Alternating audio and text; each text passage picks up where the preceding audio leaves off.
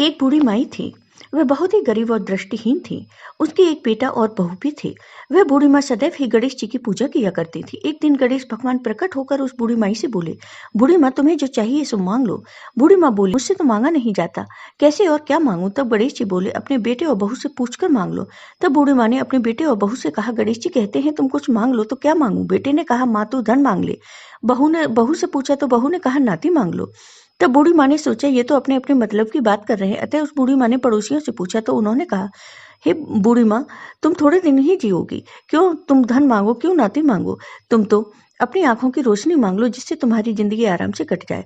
इस पर बूढ़ी माँ बोली, यदि आप प्रसन्न हैं तो मुझे 9 करोड़ की माया दो, निरोगी काया दो, अमर सुहाग दो, आंखों की रोशनी दो, नाती पोते दो और सब परिवार का सुख दो और अंत में मोक्ष दो। यह सुनकर गणेश जी बोले, हे बूढ़ी माँ, तुमने तो मुझे ठग लिया। फिर भी जो तुमने मांगा है वचन के अनुसार वह तुम्हें सब मिलेगा। और यह कहकर गणेश जी अंतर्ध्यान हो गए।